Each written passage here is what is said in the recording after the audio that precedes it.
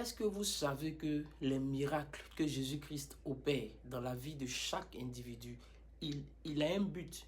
Jésus-Christ veut que à travers des miracles, à travers les miracles, nous puissions nous donner réellement à lui et d'avoir la vie éternelle. Tout ce que Jésus a délivré dans la Bible, le but était pour leur donner la vie éternelle. Et c'est pareil pour le peuple d'Israël. Dans le livre d'Exode, chapitre 14, à partir du verset 30, la parole de Dieu déclare ceci. En ce jour, l'Éternel délivra Israël de la main des Égyptiens, et Israël vit sur le rivage de la mer les Égyptiens qui étaient morts. Israël vit la main puissante que l'Éternel avait dirigée contre les Égyptiens, et le peuple craignit l'Éternel, et il crut en l'Éternel et en Moïse son serviteur. La chose qui fait que les Israéliens ont cru en Moïse et en son serviteur, c'est les miracles que Dieu opérait par l'intermédiaire de Moïse. Je vais dire à quelqu'un, peut-être qu'actuellement tu en attends des miracles, mais laisse-moi te dire, le miracle que Jésus-Christ va faire dans ta vie, c'est pour te donner la vie éternelle. Quand on lit la parole de Dieu, tous ceux qui se sont approchés de Jésus avec la foi, et par la suite, ce qui s'est passé, c'est le miracle, et par la suite, ils ont reçu la vie éternelle.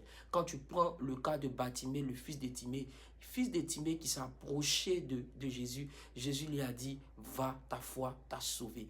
Quand tu prends la femme qui perdait du sang, quand elle a approché de Jésus-Christ, quand elle a touché le bord de son vêtement, Jésus lui a dit, ta foi t'a sauvé.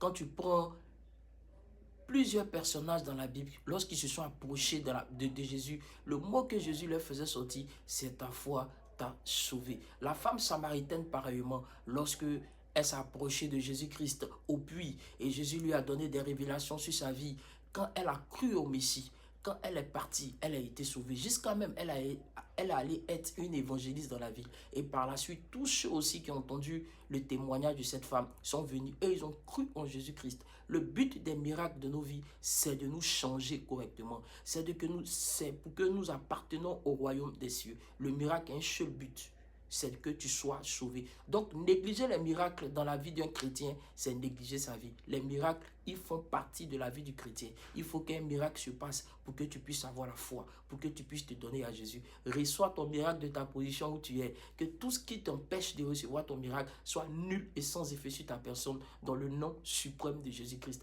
Nous sommes des miraculeux. Nous sommes des miraculeux de Jésus. Jésus-Christ nous a délivrés du péché. Et ça, c'est le plus grand miracle qu'un homme peut expérimenter sur cette terre. La conversion, le changement de vie. Que Dieu vous bénisse. Reçois ton miracle depuis ta position. Shalom chez vous. Amen.